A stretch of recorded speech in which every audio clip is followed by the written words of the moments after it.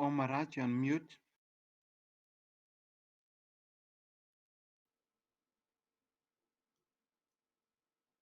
We shall begin our discussion with a prayer.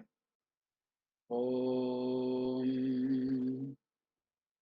Sthapakaya cha dharmasya sarvadharmasvarupine avatara varishtaya Ramakrishnaya te namaha.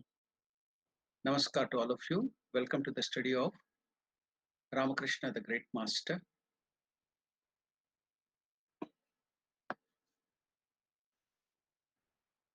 Yesterday we had a great session. Bye bye.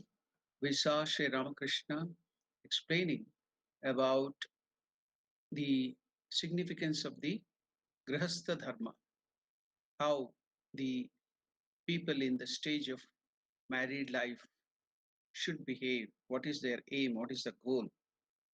So that was really interesting. Now we shall go forward to see what Shardanandaji Maharaj and Ramakrishna has to tell about spiritual life. That too, this chapter is the first manifestation of the teacher mood. Ramakrishna expressing his Guru Bhava. Yesterday, we saw how Ramakrishna taught us how to discriminate vichara. There is the first way of doing the positive way of doing the vichara, that is, I am the Atman, I am the Parabrahma Swarupa, eternal, always existent, I am the Ananda Swarupa, the form of bliss. So another way of doing vichara, discrimination, is to know that there is nothing in this world. This world is so full of impurities. We have to see God only in it. So all that idea of doing the vichara, viveka, has been taught by Ramakrishna, just like a baby is taught how to walk. Likewise, Ramakrishna is teaching us that wonderful way of how to do that discrimination, vichara, viveka. Know that viveka, we have everybody having that energy of viveka, understanding what is right, what is wrong, what is real, what is unreal. So here, what is Atman, what is Anatman? Now, the discrimination between the real and the unreal, Atman and the Anatman, God and that which is not God. So, let us see how Sri Ramakrishna is teaching us. Yesterday we saw it, we will revise it again so that it goes deeper into our self. There is no doubt about the fact that the mind will give up what it enjoys with discrimination. So, whatever you do it with discrimination, otherwise, we are attached to the thought. We do not know what we are doing. So, that thought will be capturing us. We are controlled by that thought. We are controlled by the hormones. We are controlled by our inner urges, the samskaras. So, rather, we controlling them, now the mind and our indriyas, the senses have become our masters. We have become their slaves. Now, there is another thing called the impulsive behavior. Now, the decision is taken from the backbone itself, it doesn't reach the brain. So that's called reflex action. So, that is also taken up by our mind or brain thought process. Again, we are controlled by it, the unconscious happenings in our body. So here Ramakrishna is teaching us how to take control of all our actions, our body, our mind, our ego, and everything. Take control of everything. So that wonderful way of doing vichara, which we have to do regularly. That in the Gospel of Sri Ramakrishna also, Ramakrishna, when asked what is the way, Ramakrishna tells us, taking the name of the Lord, then being the company of good people, satsanga, and all the other things. With that, he tells another important thing is vichara, discrimination between the real and the unreal, good and the bad, God and that which is not God. Let us see. So, there is no doubt about the fact that the mind will give up what it enjoys with discrimination. Consciously, when you think what you are doing and that it doesn't have any importance, you take up control of your thought, of your doings. So then the mind will start giving it up. That is, with proper assessment of advantages and disadvantages. That is why Sri Ramakrishna said, children, children, the discrimination between the real and the unreal is very necessary. Sri Ramakrishna is telling children, the discrimination between the real and the unreal is very, very necessary. One should have discrimination and say to one's mind, you should talk to your mind and command it.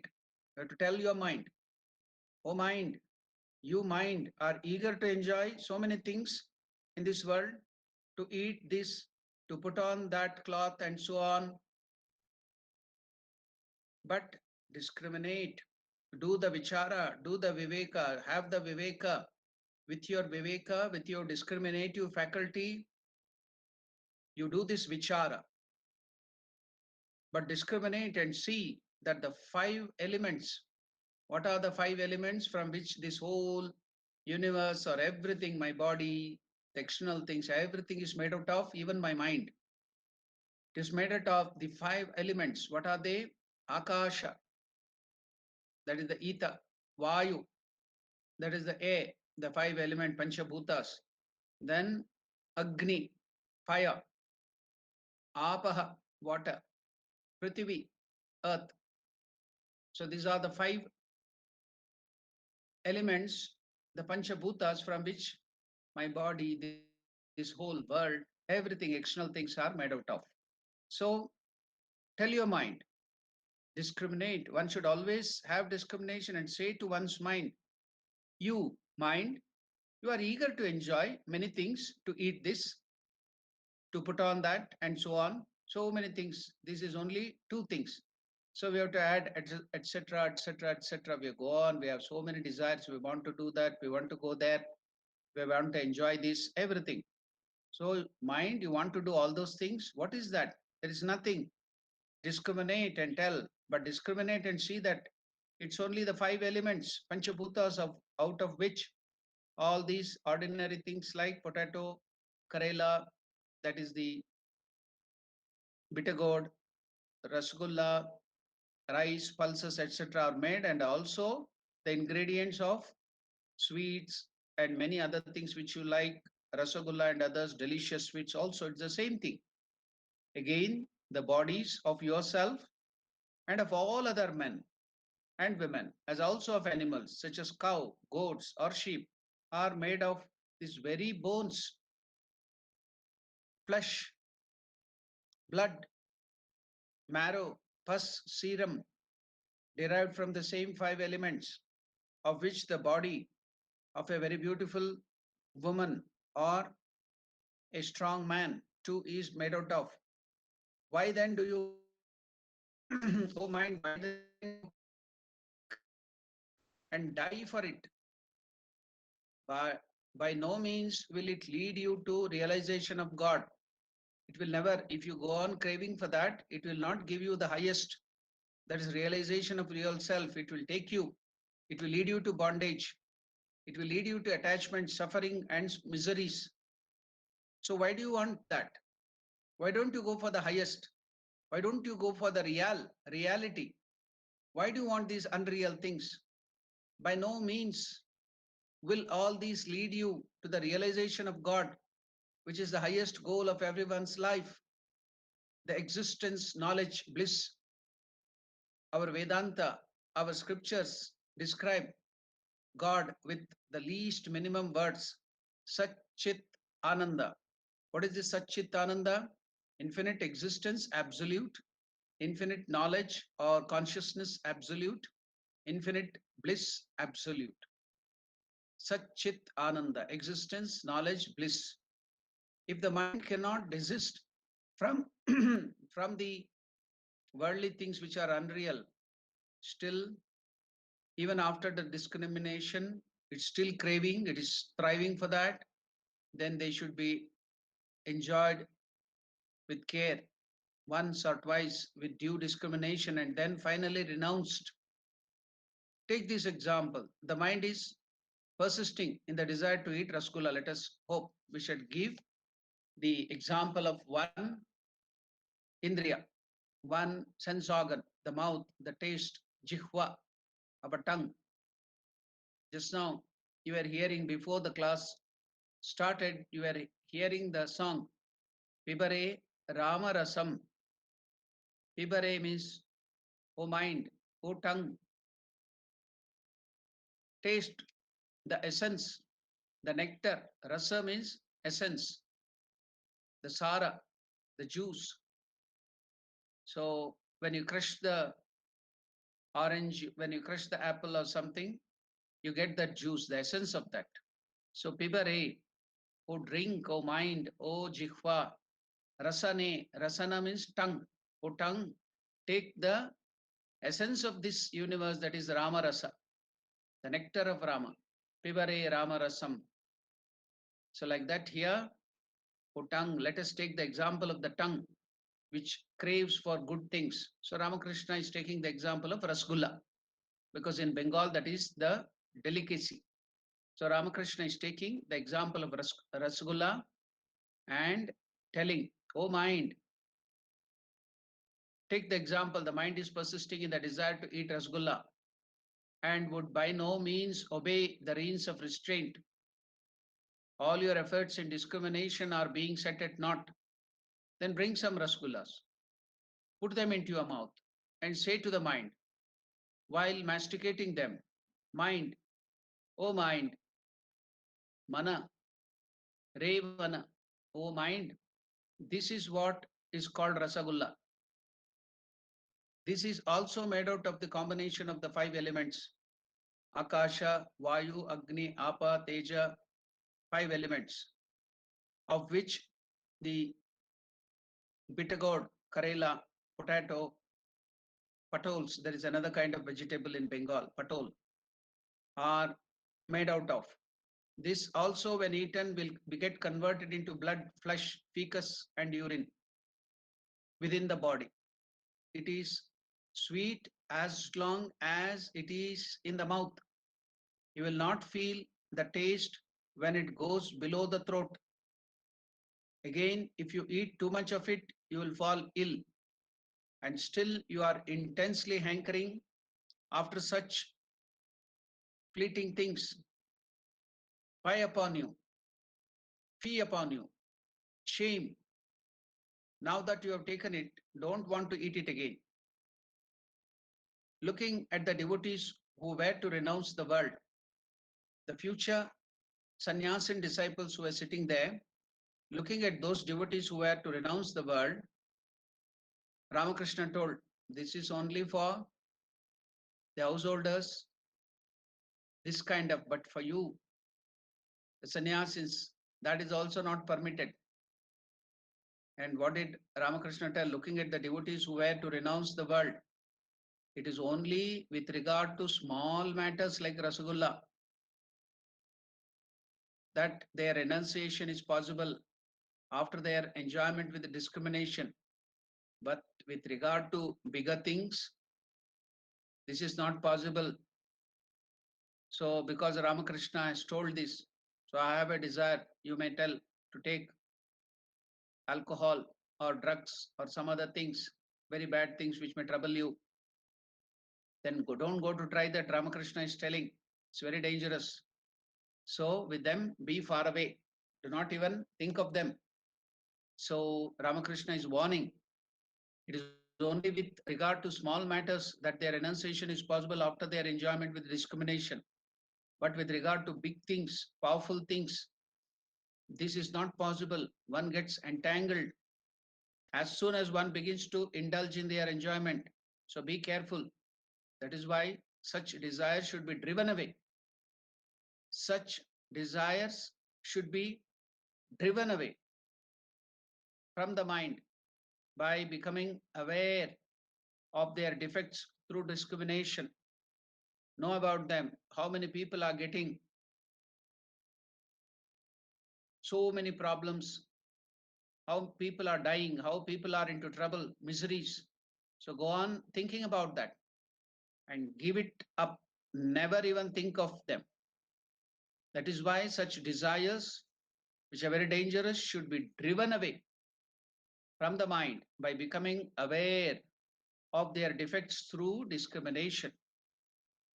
Oh, how few are the people who entertain such a high idea in their minds at the present time, though the scriptures speak of it in glowing terms, though our scriptures, our sacred books are speaking about all these things in glowing terms. Who cares for them? People are just like the children following the Pied Piper. They are following, going without even thinking of their parents, thinking of their family, thinking of their welfare. They just follow the Pied Piper, the music. Like that, the present day world, everybody is after enjoyments, sense gratification, and they don't discriminate. They don't think what is good, what is bad. How few are those who make themselves and the society blessed by observing continence, brahmacharya, control, self control, observing continence in married life according to capacity, at least according to capacity. How few are those who make themselves and the society blessed by observing continence in married life. Recently, when we had been, me and our chairman, to Phoenix Ashrama, there one great sadhu is there, our revered Sharda Prabhanandaji Maharaj, was describing the same thing in glowing terms, how the householders should also practice continence, brahmacharya, according to their capacity, that purity is necessary to have a safe society. So all our members, our managing committee members are to be alerted about that. Purity of thought, purity of speech, and purity of life have to be practiced. So Sharda Prabhanandaji was telling about that with glowing terms. We are so inspired. So again, we can see Ramakrishna here is also telling how few are those who make themselves and the society blessed by observing continence in married life according to capacity. How few are the wives who stand by the side of their husbands, urging them to undertake this high vow, so beneficent to the world at large, let alone its relevancy to realization of God. How few are the husbands again who accept that the aim of life is renunciation and to reach it and to teach it to their wives. Alas, India, alas, India, just try to think and see into what a spineless beast you have been converted by the doctrine of Western materialism. I'll read it again. Shardanandaji Maharaj is telling, where were we? How was our society? How pure? How everything, our Indian society based every stages of its life to renunciation and to God realization. That was the highest aim. So such was the purity of our Indian society, Hindu society. And what have we been converted into? Shardanandaji Maharaj is telling us. So Swami Vivekananda was again and again telling what are the ideals, twin ideals, which is to be always placed in glowing terms in front of our eyes. What are they? Vivekananda tells Tyaga and Seva, renunciation and service. Renunciation and service, service and renunciation. These are the two twin ideals the Indian society, the Hindu society has to be always keeping in front of our eyes, then the rest will be taken care of itself and see how India will come up. So now Shardanandaji Maharaj is also telling in that same strain, what happened to you Indians? What was your ideal? How great was your ideal and what has happened? How weak you have become. So let alone the relevancy to the realization of God. How few are the husbands again who accept that the idea of life is renunciation and teach it to their wives? Alas, India, alas, India, alas, Hindus, just try to think and see what a spineless beast, just like animals, you have been converted by the doctrine of Western materialism and consumerism. You have been converted into a beast, though you are the human beings. Where are your where is your humanity? Where are your human qualities? Where are your divine qualities? You have been converted into beasts. Alas, India, just try to think and see into what a spineless beast you have been converted by the doctrine of Western materialism, which regards worldly enjoyment as the be all and end all of life, and which has entered the same thing, those Western concept has entered into your very marrow, not even the spine. Inside the bones, we have the marrow, bone marrow. So it has not only entered your bones, but it has gone within your bones to the marrows. So it has gone so deep, the idea of Western materialism. So, alas, India, just try to think and see what a spineless beast you have been converted by the doctrine of Western materialism, which regards worldly enjoyment as the be all and end all of life, and which has entered into your very marrow. Was it without any reason?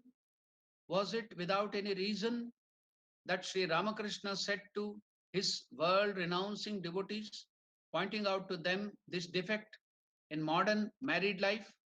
Ah, if it was wrong to make the enjoyment of worldly objects the summum bonum of life, ah, if it is wrong to make the enjoyment of worldly objects the summum bonum of life, then do you think simply throwing a few flowers, the ceremony of marriage requires the use of flowers among other things?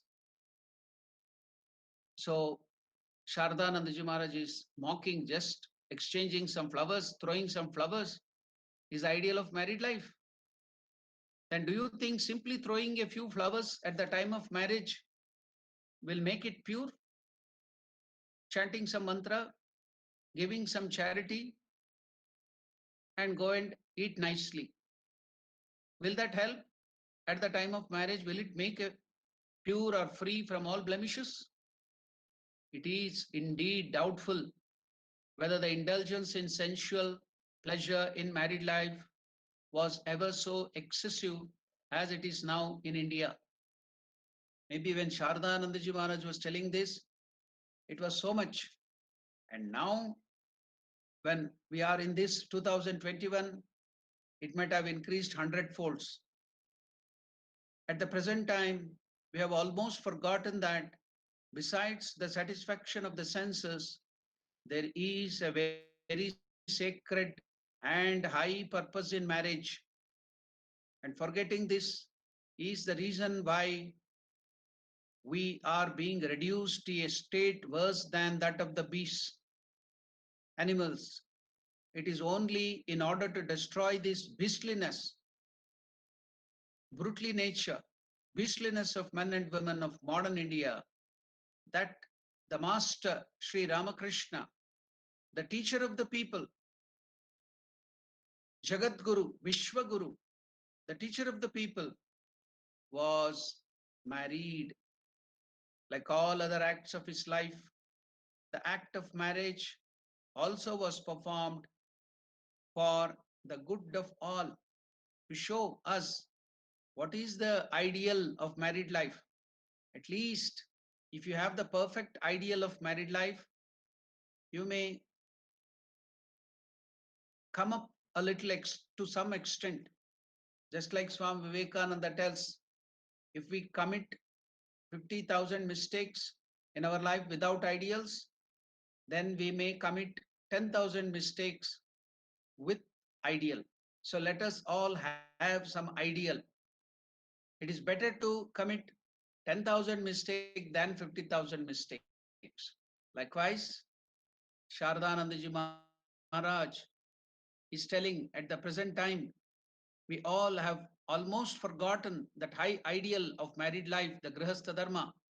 Besides the satisfaction of the senses, there is a very sacred and high purpose in marriage. And forgetting this is the reason why we are being reduced to a state worse than that of the beasts. It is only in order to destroy this beastliness of men and women of modern India, especially we Hindus and everybody, modern India, that the master, Sri Ramakrishna, the teacher of the people, not only Indians, not only Hindus, everybody, the whole universe, Ramakrishna doesn't belong only to India. The whole world has come down and he has married, he's taken up this ideal. It was not necessary for him. But even then, why did he take up this married life? Why did he marry? The teacher of the people, Vishwaguru, Jagat Guru, Sri Ramakrishna, was married. Like all the other acts of his life, the act of marriage also was performed for the good of all. Loka Kalyanartham.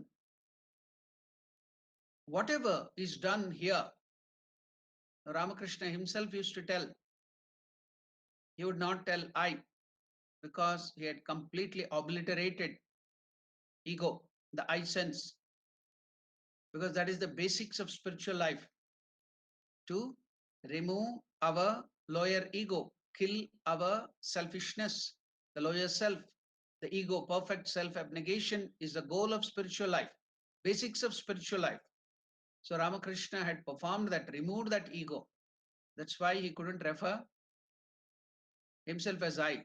Don't imitate and try to tell this and other things about yourself and cut a sorry figure. Take the essence. You have to remove. The ego will be very strong.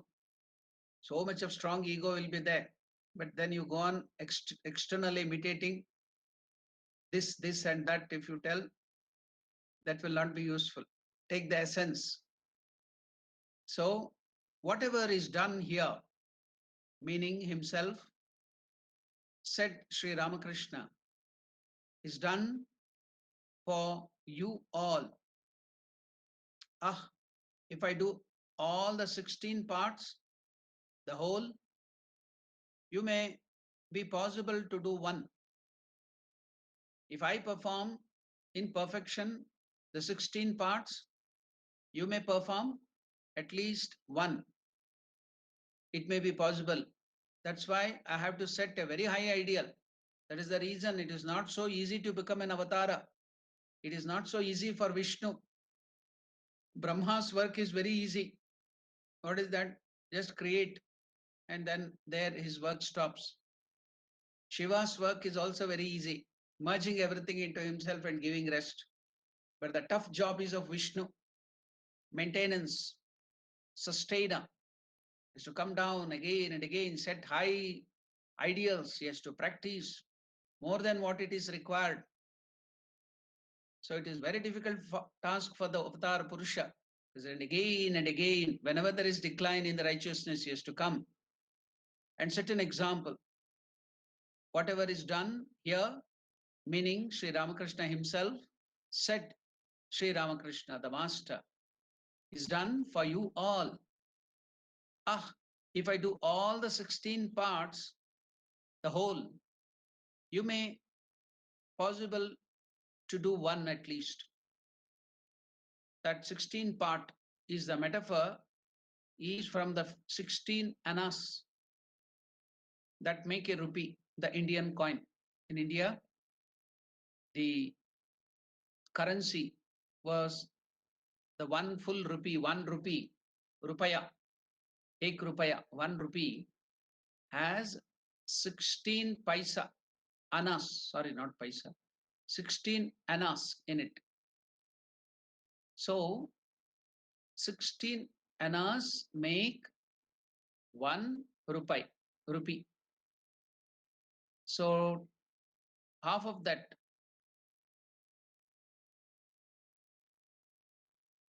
8 annas makes half rupee. 75 paisa, that is 12 annas, make 3/4 rupee. 25 paisa, that is 4 annas, makes 1/4 of the rupee. So that is the way it was calculated in India. Nowadays, that calculation is gone.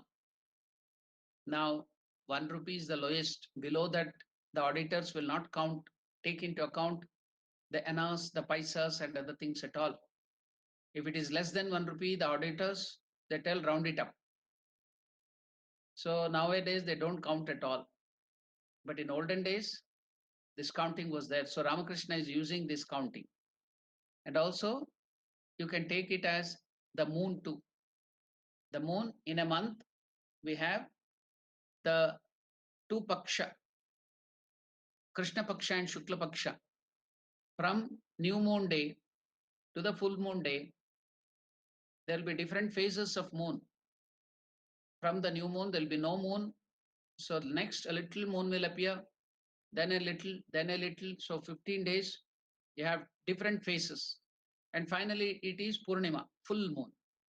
So there are 16 color, different phases of moon, 16. So the one smallest one is after the new moon day, that one. So there are 16 color of the moon. Full moon will be on the new moon day, or no moon, the new moon day, there will be nothing. So that is a 16 color also. So here you can take that 16, what is Ramakrishna telling as the from the rupee. So Ramakrishna is telling whatever is done here, meaning himself, said Sri Ramakrishna, is done for you all. If I do all 16 parts, the whole, you may possible to do one. Has Lord Krishna told something similar in Bhagavad Gita? Yes, Lord Krishna tells, Yad yad acharati shreshtaha tat tat evetaro janaha sayat pramanam kurute lokas tanuvartate. Whatever the elderly people practice in their day-to-day life, the younger and the other people will watch that, and they will also try to follow. If the elderly, if the saintly, if the good people do not practice good things, then what is going to happen? Then the younger generation will look at them and tell, oh, they are not following, then why should we? Let us also skip it. Then they will not be following that.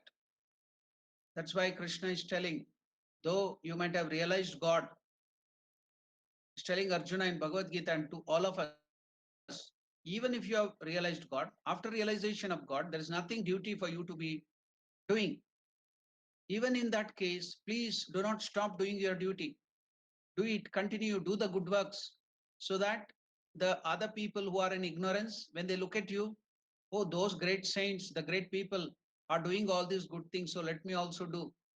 At least then they will have that practice of doing good to the world, that will be maintained. Otherwise, after realization of God, if you stop doing, then these people looking at you, ignorant people, they will tell, oh, that great people, those great men are not doing anything. They have given up their duty. Let us also follow it. Very easy. They will do such things. That's why Krishna is telling, even after realization, even after getting the highest, even there is no necessity for you to practice your duty. Please continue it. He gives the example of Janaka and other great Maharshis. Janaka was a king. He was a realized soul, though he was on the throne. He had realized Parabrahma to such an extent that Vyasa Maharshi, the great Rishi Vyasa Maharshi, in whose name or whose birthday we are celebrating as Guru Purnima, he sent his son, that is Shuka Maharshi, Shukadeva, was a born Brahmagnani. He was born to this world as a realized soul. To him, he sends to Janaka Maharshi, Janaka Raja, to learn the Brahmagnana, to become his disciple, to be his guru. So, such a Janaka Maharaja was a great Gnani, but he was sitting on the throne like a king in a detached fashion. So, but he would be the first person after the rains to go take the plow and start plowing the field. He would be the first person. And then all the other people looking at him, oh, our king, the great king, Janaka himself is plowing, is working, is doing the work of the agriculture, our king. So we should do much more. We should also do it. They will get inspired and they will do. So Janaka is to set an example in everything. Though he was the king, though he was the realized soul. That's how when he had gone to plow with the plow, plowing with the bullocks. So at that time, the plow got stuck up. When they removed what has happened in the ground, the plow was stuck up. They opened, there was a box. When he opened the box, he found this baby, one girl, baby girl. And that was Sita, Mother Sita. So if you read Ramayana, there Janaka, when he was plowing, so he got a box inside. When he opened that box, he found Mother Sita. Then he took Mother Sita as his daughter. So you all know that story, Janaka Nandini, that is Sita.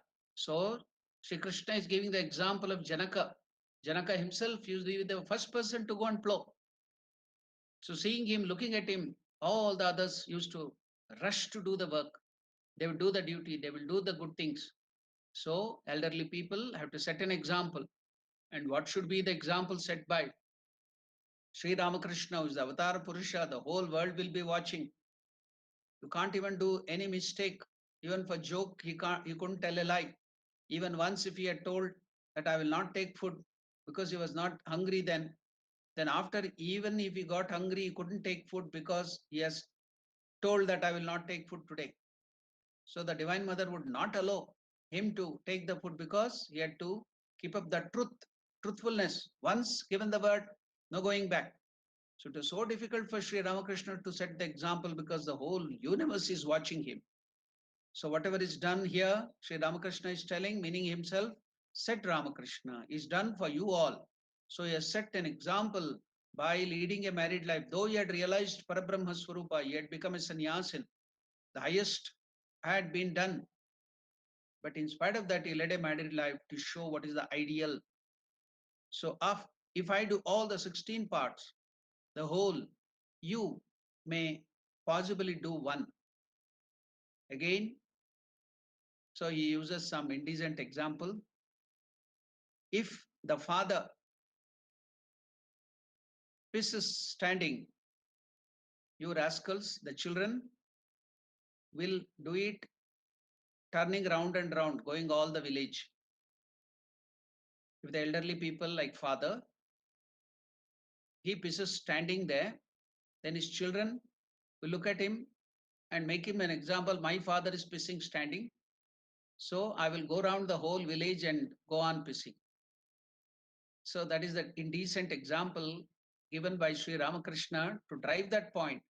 The elders should set an example. They should not do the wrong thing. If you do wrong things as elders, then the society and the people and the followers may do even worse. That's why should be very, very careful. So now it is for this reason why that Sri Ramakrishna took upon his shoulders the duties and responsibilities of married life and followed in practice that very high ideal before the eyes of all, but actually discharging them to the farthest limit.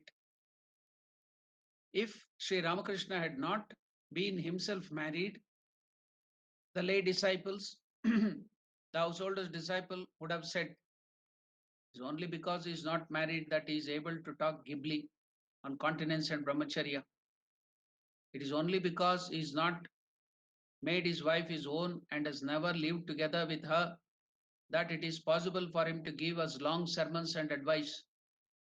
It is only to forestall all such senseless assessment that Sri Ramakrishna, the master, not only married but had his wedded wife in the days of her youth by his side at Dakshineshwar.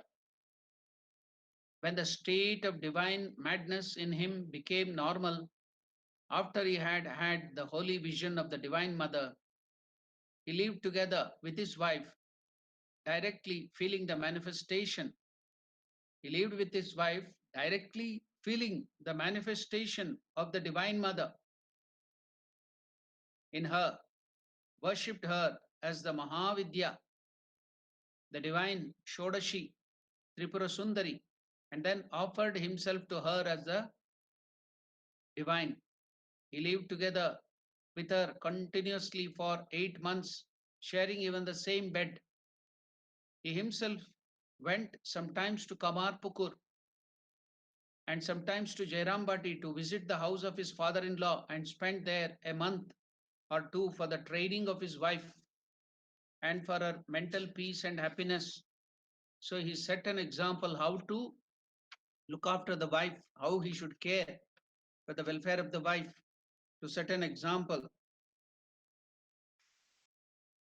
So remembering the events of the time when Sri Ramakrishna lived with her, Sharda Devi, at Dakshineshwar, the Holy Mother, Sri Sharda Devi herself.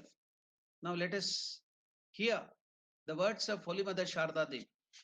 Generally, you ask most of the wives, they will tell not a good thing about their husband.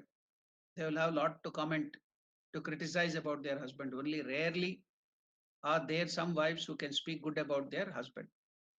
So now let us see what Holy Mother Sharda Devi is telling about her own husband Sri Ramakrishna. The Holy Mother says, even now to woman devotees, it cannot be expressed in words in what wonderful divine moods he, Sri Ramakrishna, passed his days and nights then. In that state of divine semi consciousness, what strange and wonderful words he spoke, and with what flow. Sometimes he laughed, sometimes he wept, and sometimes was quite motionless in ecstasy, samadhi. That was how he passed whole nights. What a wonderful presence and what an ecstasy. The whole of my body would tremble to see that, and I would wish the night might soon come to an end. I did not then understand anything of samadhi or ecstasy. One night, when I saw that his ecstasy did not come to an end, I was frightened and wept and sent for Hriday. He came and went on repeating the Lord's name in his ears. When, after a long time, he regained normal consciousness, then, when he came to know of my suffering, anxiety, and fear, he himself taught me how, in particular kinds of ecstasy, samadhi, particular names and mantras of God were to be repeated into my ears, into his ears. After that, I did not feel so much frightened. He would return to normal consciousness when those names and mantras were uttered into his ears. As a long time passed that way, when one day he asked me to go to bed separately in the music room, as he had come to know that I had no sleep in the nights and remained in suspense, watching when and what kinds of ecstasy he might have. The supremely revered Holy Mother says that the Master taught her then all domestic matters, such as how to place the wick in the lamp, how to assess the nature of each member of the household, how to behave with each of them, and how to behave when she went to the house of someone else, he taught her also devotional exercises, the reciting of the names and glories of God, meditation, samadhi, and even the knowledge of Brahman. O men rearing families, Shardanandaji Maharaj, after quoting Sharda Devi about all how Sri Ramakrishna trained Sharda Devi. So the first personality development from the house chores, how to make lamp wicks, how to place the wick in the lamp, how to sweep, how to broom, how to mop, how to do the work, how to look after the people in the family, how to assess the family members, what is the care to be given to everyone. Everything in detail was taught by Sri Ramakrishna to Sharda Devi. So perfect training with so much love and affection, no harsh words. Everything Sri Ramakrishna trained Sharda Devi. The first and the greatest personality development. So a village woman, unlettered, uneducated, village rustic woman was converted, transformed by Sri Ramakrishna by his personality development training to a universally worshipped divine mother. What more greater personality development do you want? So I go on giving so many master degrees, masteries of Sri Ramakrishna, not on certificate but in on reality. This is one of them. Personality development training. So such great personalities came out, such great householders, such great sannyasis like Swami Vivekananda, such divine mother Sharda Devi. They all came out of the training of Sri Ramakrishna. And later on, he created another organization. Ramakrishna created that wonderful Ramakrishna Math and Mission. And that is creating so many beautiful personalities. Even after 150 years have passed, elapsed, it is still creating so many good householders, so many good sannyasins, so many good people to the universe. So, what a beautiful personality development training institution he established. He's still continuing.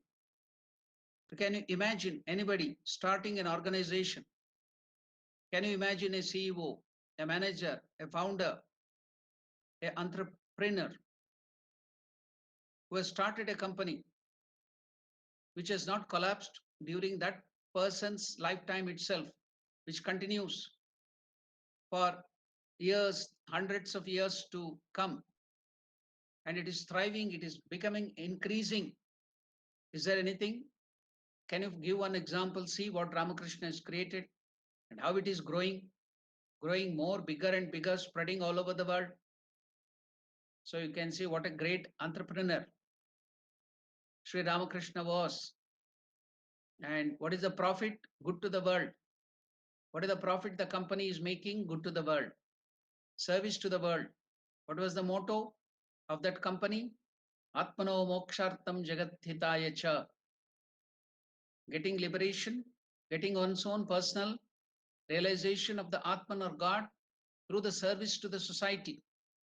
Not and, but through. Through the service to the society, through the service to the poor. Get your own realization of God. That is the motto. So, what a wonderful thing Sri Ramakrishna has created. Now, after telling the words of Mother Sharda Devi, now Shardanandaji Maharaj is telling he taught her also devotional exercises, the reciting of names and glories of God, meditation, and even samadhi, and even the knowledge of Brahman. Knowledge of Brahman was also taught to Sharda Devi. Oh, men rearing families, is addressing all of you, the householders. Oh, men rearing families. How many of you? How many of you, oh men, teach your own wives this way? You will be taught because of your weakness. You are being taught. How many of you have taught like this, Sri Ramakrishna? How many of you teach your wives this way, the higher things? How many of you can have devotion to your wives, respect and love for them all your life this way? Even if for some reason or other the very contemptible physical relationship comes to an end forthwith, how many of you can maintain that respect and love in spite of that? Sharadanandaji Maharaj is questioning every one of you. We therefore say that it was for you alone, that this wonderful incarnation of the age, married, lived a life with no physical relationship for even a single day. Sri Ramakrishna used to tell that he even didn't have an impure thought even in his dream, let alone physically. Physically, never. But even in his dream, Sri Ramakrishna claims that he never had any impure thought towards woman or anything for that sake.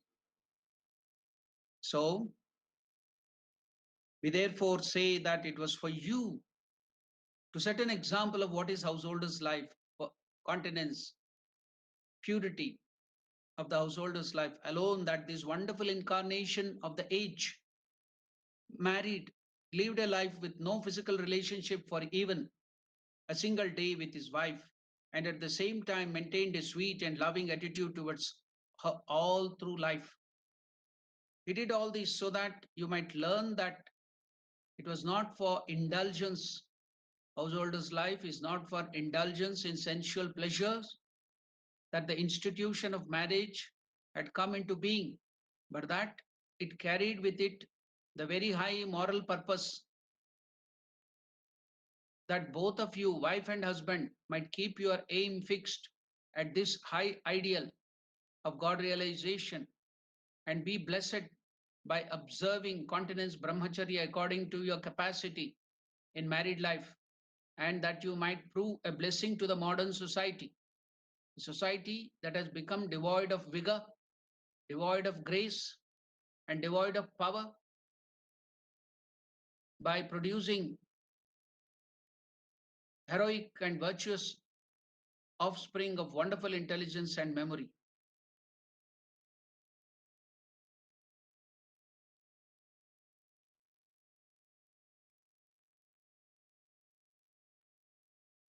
In this ages past, there was no necessity to demonstrate this ideal. In the age past, in the ages past, there was no necessity to demonstrate this ideal, as it was more or less accepted by the people. But it is not so today. So, unlike any of the great spiritual teachers of the past, like Ramachandra, Krishna, Buddha, Jesus, Shankara, Chaitanya Mahaprabhu, and others, Ramakrishna has set an example in this respect for the benefit of you all, you, me, and all. Thus, a sacred mold ideal. Before they make images, the sculptors or the creator of the images through the clay, they make a mold. They cast a mold, and in that mold, they will prepare the beautiful images, many images of different sizes, different gods and goddesses. So that mold, the ideal of married life, has been cast by Sri Ramakrishna, unseen and unheard of in the past, has been cast for the first time in the world as a result of the severe and lifelong austerities and sadhanas of Sri Ramakrishna. Now, as the Master used to say, cast your own lives into that ideal mold, cast your own life into that ideal mold and get them shaped after it. So, Ramakrishna himself is telling it is not just going to Ramakrishna Ashrama or going to the temple and going down simply, that is also necessary. Showing some agarbattis, seeing some arati, taking some panchamrita, taking some prasad, eating some prasad, and going back to house is not the only thing you have to do. That is the kindergarten. But the real thing which you have to do, which everyone has to do, is cast yourself into that mold. Put yourself into that mold which Sri Ramakrishna has created, the ideal which Sri Ramakrishna has placed before you. At least try to practice a little in your life. Bring that high ideal which Sri Ramakrishna has shown in your life. That is the real worship. That is real meditation on Sri Ramakrishna. That is real service to Sri Ramakrishna. So just coming in large numbers and seeing the arati and burning, waving agarbatti and other things is necessary. But they are the basics, the kindergarten. But the real thing is you have to cast yourself into the mold. You have to follow, you have to practice what Sri Ramakrishna has practiced in his life, shown us the ideal, at least to some extent. That is the real worship of Sri Ramakrishna. That is the real meditation. That is the puja of Sri Ramakrishna. So, as Sri Ramakrishna used to tell, what will you get if you meditate on me? What are you going to get if you meditate on Sri Ramakrishna? Ramakrishna used to tell, just like the son, the property of the father gets automatically or by default transferred to the son from the father. Like that, when you meditate upon me, that is Ramakrishna, all his properties will automatically, will by default get transferred to that person who meditates on him. What are the properties of Sri Ramakrishna? The properties of Sri Ramakrishna is more costlier than the nuggets and golds and diamonds, and that is the spiritual property. These great qualities will start coming to you, which will make you really rich and great. But Sri Shardan Nandiji Maharaj continues, but says the married householder, yes, we see your difficulty. We therefore reply, quoting what Swami Vivekananda said in speaking of spiritual practices in general. Do you think that each of you can become a Paramahamsa Ramakrishna? That is not to be, for neither will 9 mounds of oil burn, nor will Radha dance. Only only one Ramakrishna Paramahamsa is born in the world. Only one lion lives in a forest. For heirs of families, we also similarly say in reply to your but, the the master knew very well that it is beyond your power to observe absolute continence brahmacharya, living with your wife like him. He knew it, and yet he set the example to you because you might then be encouraged to do at least a little, 1/16th of it, but know it for certain that if you do not follow that high ideal, if you do not try to look upon woman as a direct representation of the mother, divine mother of the universe, and to offer according to your capacity the selfless love of your heart to them, if on the other hand you always look upon women who are the mothers of the universe, world with beastly, impure eyes, as your dependent slaves and objects for providing enjoyment for you, then know that your destruction is certain near at hand. If you have this attitude towards women, then know for certain that your destruction is certain near at hand. And remember what happened to the race of Yadus, the Yadavas, the Krishna's relatives. Krishna came in the family of Yadus.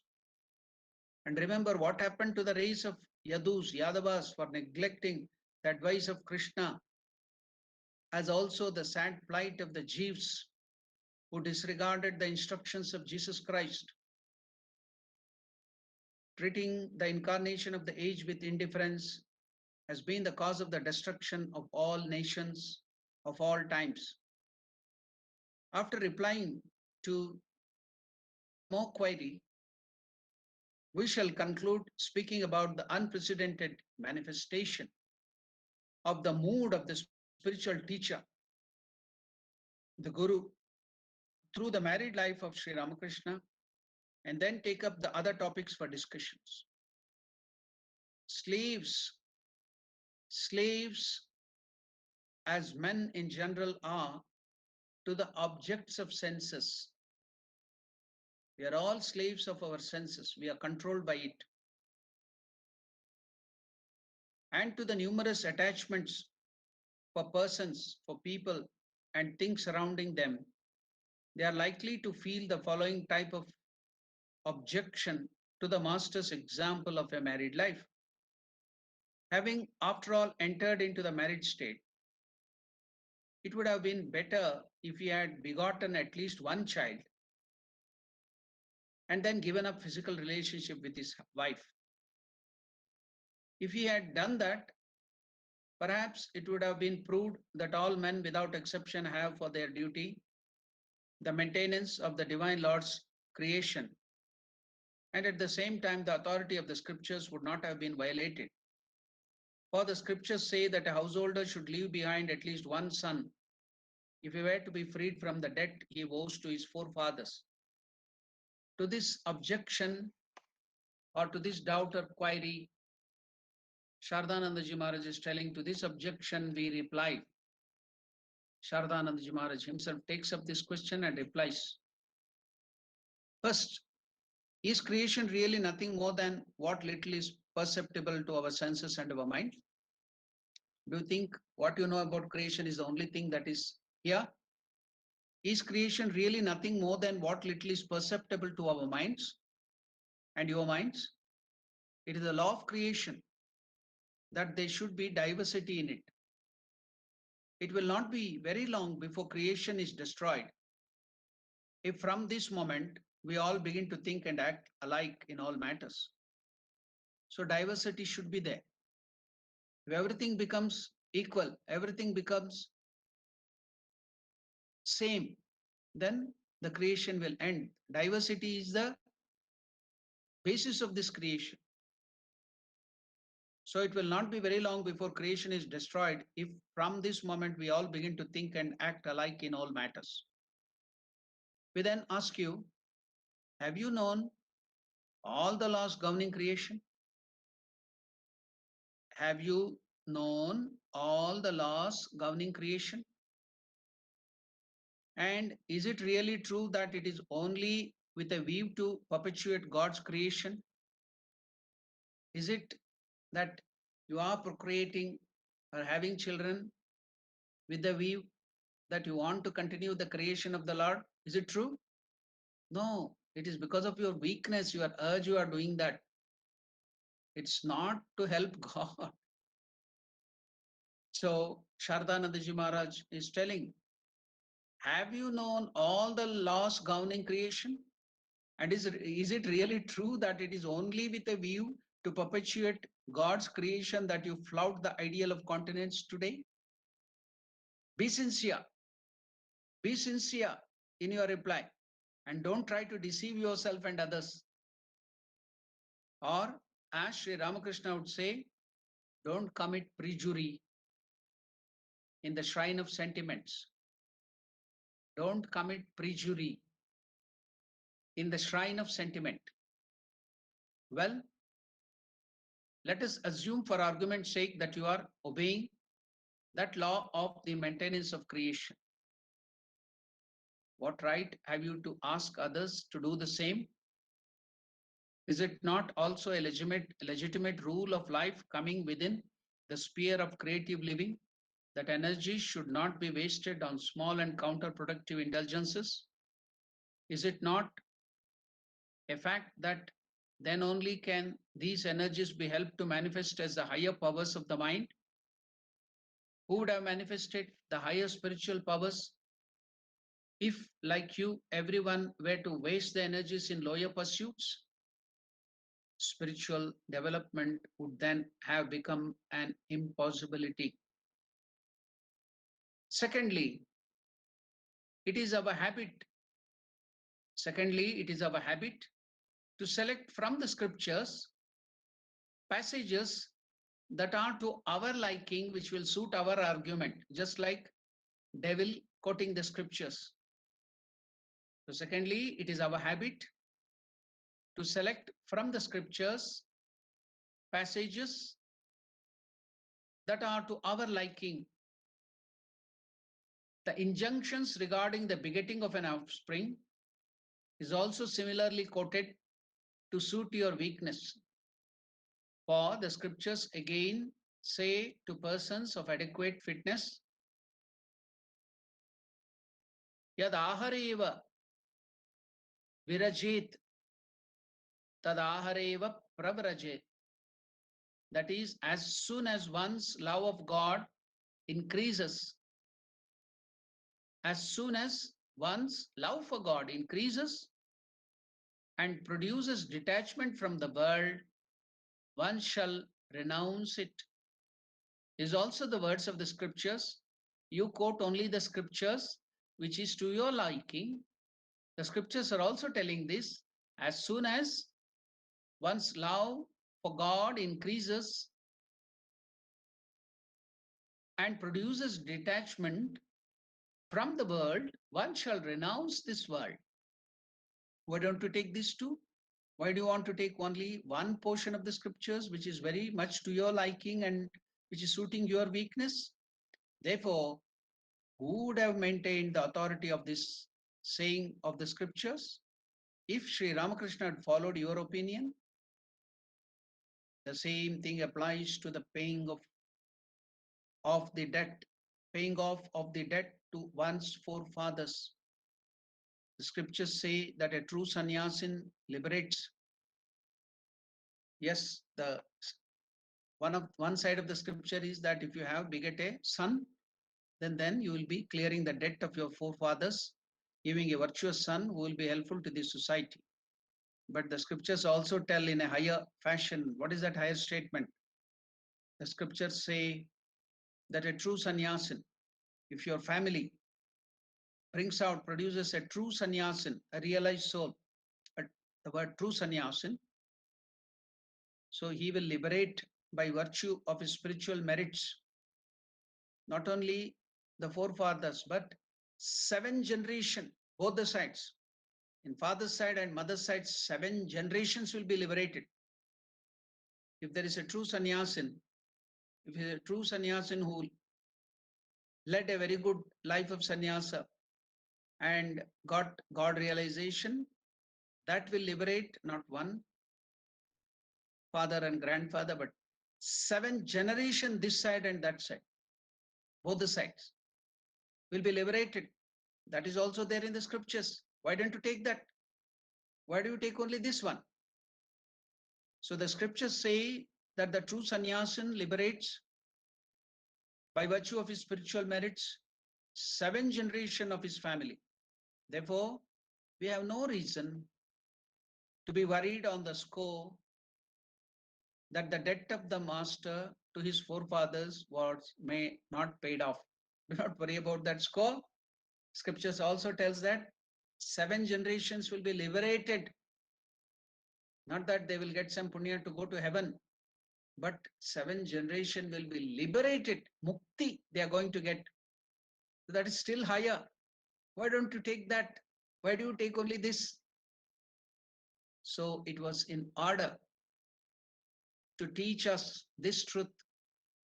It was in order to teach us this truth that the master tied himself. Sri Ramakrishna tied himself down to matrimony, the married life. It was in order to teach us the truth, this higher ideal, that Sri Ramakrishna tied himself down to matrimony. We can know a little of what a high and sacred ideal is left behind for us from the fact of the Holy Mother's worshipping Sri Ramakrishna all her life. Sri Mata Sharda Devi worshipped Sri Ramakrishna all her life. Can you show one wife doing that to the husband? Maybe there, but very rarely. But Mother Sharda Devi knew the greatness of Sri Ramakrishna. She worshipped Sri Ramakrishna all her life. That's why you hear in the Prakritim Paramam Abhayam Varadam Tadgata Prana Tan Namashravana Priyam Tad Bhavaranjita Akaram Tad Gata Prana.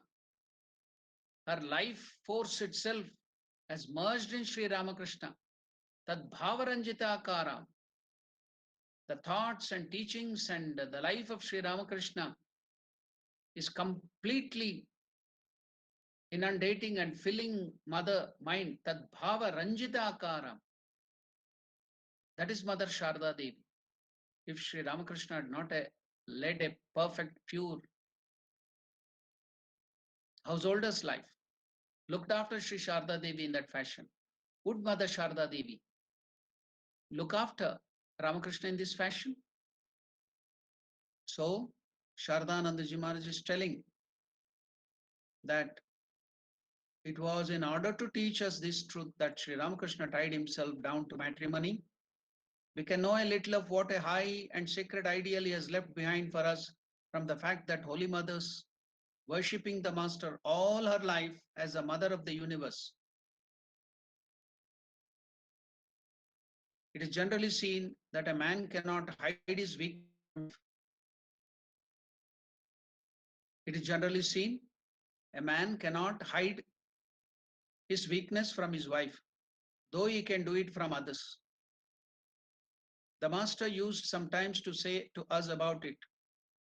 All the bigwigs, the babus, the grandlords, the rich people whom the society reveres, the babus, the bigwigs, the judges, the magistrates, etc., all the bigwigs of the society, however big they may talk, are all as it were earthworms, earthworms, slaves to their wives.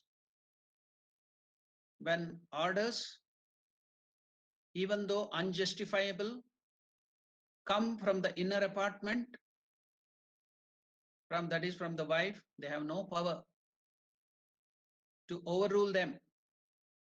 Therefore, if anybody's wife offers sincere, heartfelt devotion to the husband and worship him all her life as God himself, it becomes indubitably clear that there is no dross in the ideal which he preaches.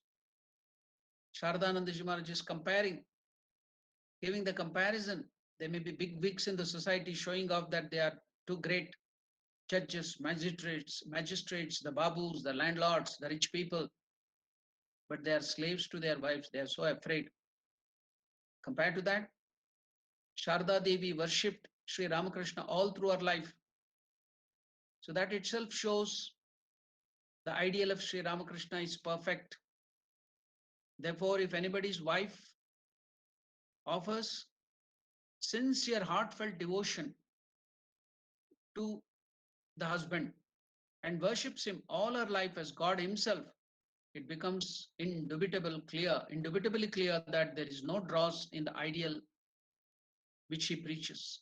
That is what we cannot say so definitely about any person other than Sri Ramakrishna.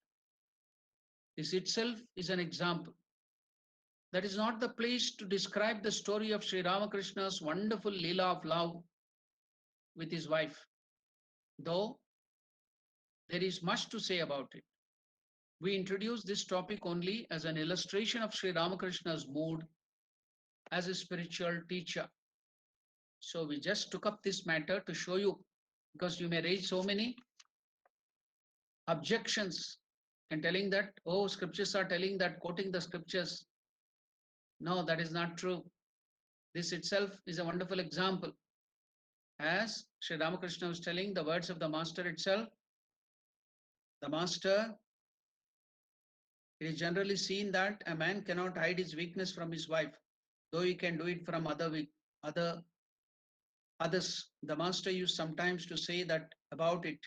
All the bigwigs, babus, judges, magistrates, the great officers, etc., the boss, the CEO, however big they may talk, are all as it were earthworms, slaves to their wives.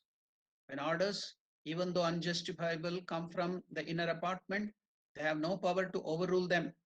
Therefore, if anybody's wife offers sincere, heartfelt devotion to the husband and worships him all her life as God Himself, it becomes indubitably clear that there is no dross in the ideal which Sri Ramakrishna preaches.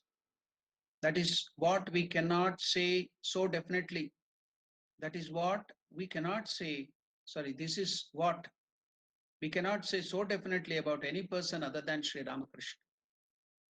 This is not the place to describe the story of the one master's wonderful Leela of love with his wife, though there is much to say about it. We introduce this topic only as an illustration of Sri Ramakrishna's mood as a spiritual teacher. So, what is the Upanishad which was telling? Yadahareva virajet, tadahareva pravrajet. It is shown in Jabala Upanishad. It's one of the Upanishad, Jabala Upanishad, that is true.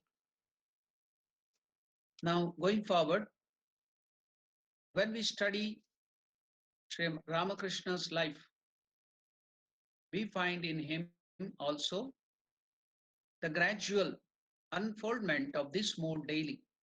The Guru Bhava, we when we study Sri Ramakrishna's life, we find in him also the gradual, slowly unfoldment of this mood daily.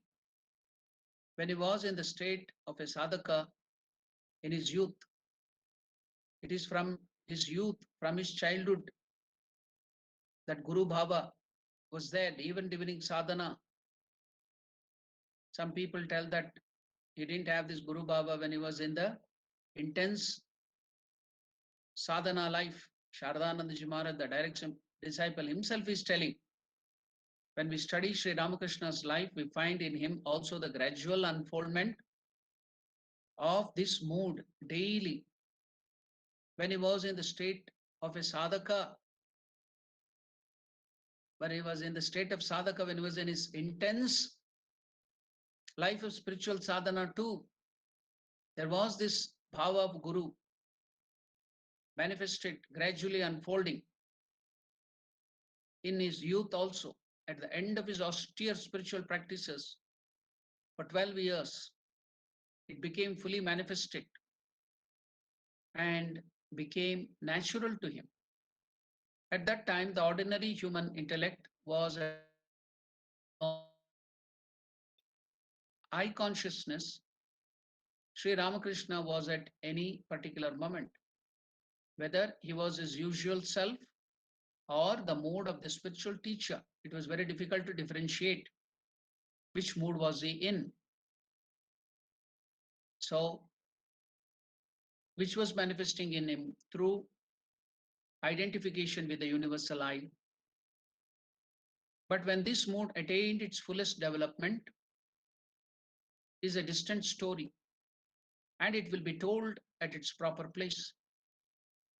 Now, it is necessary to tell the reader here a little of how he behaved on many occasions in his youth,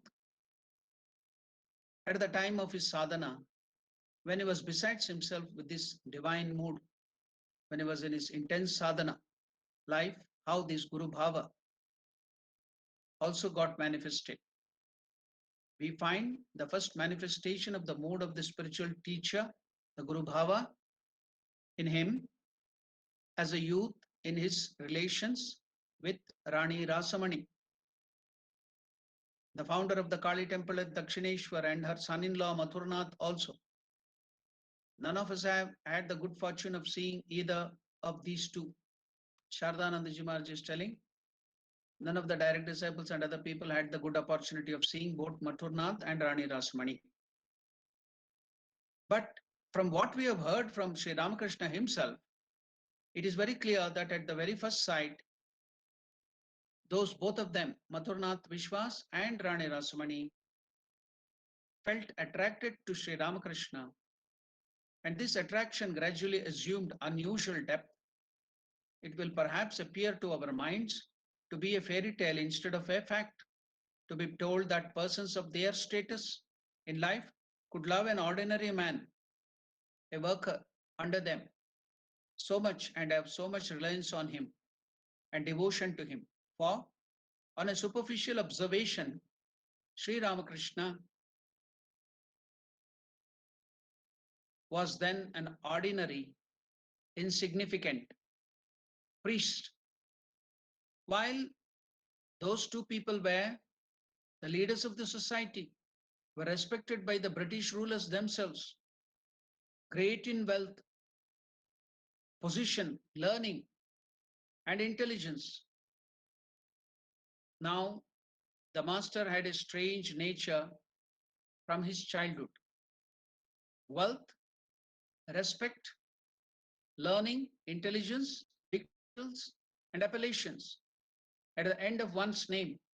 In short, all those considerations that make a person great in the estimation of people outside people generally had no impressions, has no importance in Sri Ramakrishna's eyes.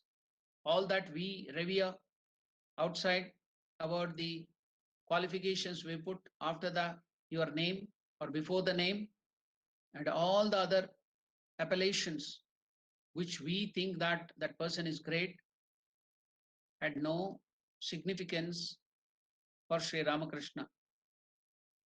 So had no importance in Sri Ramakrishna's eyes. He used to say, when one ascends the monument, the Octorloni monument at Calcutta Maidan, the very tall monument. If you ascend, if you go to the top of it, what happens? Sri Ramakrishna is using that example, just like if you go to France, the Eiffel Tower, go to the top, or if you go to America to the Statue of Liberty, or if you go to Dubai to the Burj Khalifa, go to the top of it. So Sri Ramakrishna then in Calcutta, he had gone to the top of this Octorloni monument, which was very quite tall there. He used to say, when one ascends that monument, the 3 or 4 storied building, the tall trees and the grass growing low on the ground all look alike. We also find that from his childhood, Sri Ramakrishna's mind generally dwelt on such a high plane to elevation of truth and God love. These differences in wealth, status, learning, etc., on account of which we get puffed up, become so egoistic and full of pride, and feel that the vast earth appears to be a saucer, all that paled into insignificance, all that paled into absolute insignificance and ceased to be noticed even. It was also found that before Sri Ramakrishna undertook anything, he would always discriminate and arrive at a different, definite conclusion by deep thinking as to why a thing should be done, where the relation was a particular with a particular person would ultimately lead him, and it had led others under similar condition. So false appearances could never deceive him by their glittering show and deflect him from the right course. The reader may argue, but this kind of discriminating intellect will bring first of all the defects of all other things before the eyes and paralyze all urges of activity and make all understanding impossible. Yes, it is exactly so. If the intellect were not purified before and freed from desires, and if it were not turned to the high ideal of realization of God, the attitude of extreme caution and calculation would undoubtedly render man aimless and inactive, and sometimes self-willed and reckless even.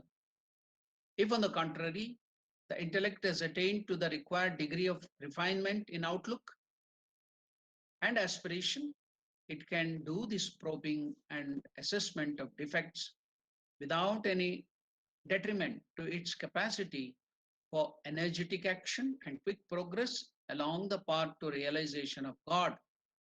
Therefore, Sri Krishna in the Bhagavad Gita, which chapter? The 13th chapter, 9th verse, Sri Krishna has asked only men of such faith and devotion to find out the painful evils inherent in birth, death, decrepitude, and disease, and thereby attain dispassion. So we shall end with positive note of Lord Krishna and the wonderful ideal for householders set by Sri Ramakrishna. So we'll continue the same discussion next Sunday. So until then, we'll be meditating on the same truth. We'll go back again. Our ashram had sent with the invitation the e-book of Great Master Sri Ramakrishna to everyone, and go through that. You can read again the first spiritual manifestation of the Guru Bhava, spiritual teacher. Go through that again and again and get different new ideas. Meditate on that. It'll be wonderful for our spiritual life, for the progress in our spiritual life. So now we will devote our time to question and answer or doubts if you have any.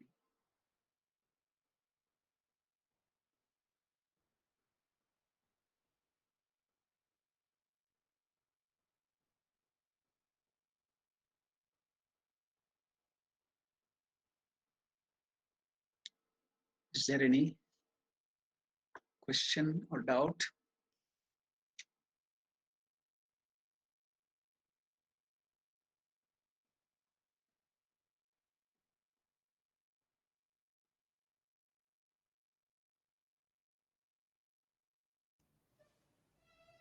No. Yes. Ravindra, please tell Ravindra. Yeah, Maharaj, the doubt arises in my mind about the mention of giving birth to a son to clear the debts of forefathers mentioned in the scriptures, Maharaj. Yeah. At times it appears, to be frank, that there is so much of emphasis on son as against a daughter, and also, I mean, would there be people if this was not mentioned in the scriptures, would they desist from it? As you said, it is due to lower tendencies that people do that. But why do the scriptures try to give it a higher, as if it is? I mean, people will misuse it to their benefit, just to suit their weakness. No, whatever you give, any higher thing, the tendency of the human being is to drag that down to their level and misuse it. It is there, whatever you do that. So because of that, we should not find fault in scriptures, because scripture have a different purpose. So they are telling that those people, those son, the good son who comes to the society, whom you train up, so he will do a lot of good to the society. So that was the only thing. You have to produce a son, you have to train him in such a good way, with good character, that he will be beneficial with good character to the society. So there is no wrong in that. They tell that by that you can clear the debt of the society. And also you should note, in those period, or all the time, all the period, what is the ratio between the birth of the boy and the girl? If you go to the what do you call this, genetics, if you go to the biological this thing there, analysis, the chromosomes of men are called X and Y, of the female are called XX. So with that multiplication, you can see that the chances of XX, that is the birth of the girl, is more than the birth of the boy. So you can see that. So XY, the chances of XY in the chromosomes exchange there is very, very less. So almost everywhere in the society, you can see that the number of men are less and number of women are more. So that may be one of the reason, and there may be so many other reasons we do not know. So let us not tell that this word of the scripture is the reason for the decrepitude or the wrong in the society, because whatever good thing you give, the nature of the human being is to drag it down to his level and do the wrong things. Just like there is a statement of Swami Vivekananda, any good practice taken to the extremes can become a positive wrong practice. Any good practice, when you stretch that to the extremes, can become a positive bad practice. That's why there are so many other statements in the what you call scriptures describing the greatness of woman, how to respect women, how the greatest position are to be given to the womanhood. So why don't we take those things? Why are we only harping on one thing and finding fault in that? So the nature of human being is whatever you do, they will take it down to that level. So the scriptures tell that God exists in everybody, in every living being. But why did the human being start this untouchability, the caste system and other things? The scripture is proclaiming everywhere that it is God alone which exists in all the human beings. How could the human being in whom the God exists can be treated by us at such low this thing and untouchables and keeping them apart? It's the human weakness. It is not the scriptures. The wrong reading of the scriptures, and just like the devil quoting the scriptures, they will take only that things. That is for some purpose it has been given. That's why at the same time, Sharadanandaji Maharaj is also showing you the scripture that if a person becomes a sannyasin, anybody for that sake, can liberate the 7 generations. And there were so many great woman rishis also. The Devi Sukta given by in the Vedas, which we chant, is given by a woman rishi, the Rishika. So there were so many great Maitris, there were so many Gargis, great Rishyatris. So that is also there. They were also given the thing. One or two things which have been wrongly used by the men to dominate over women should not be the wrong of the scriptures. It is the wrong of the men dominating and using for their weakness. Thank you, Maharaj. It's clear, Maharaj. Yeah.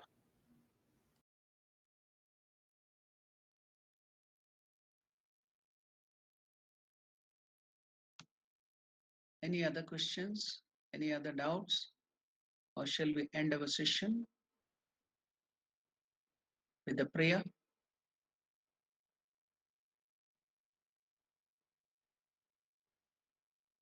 Okay. We will conclude with the prayer.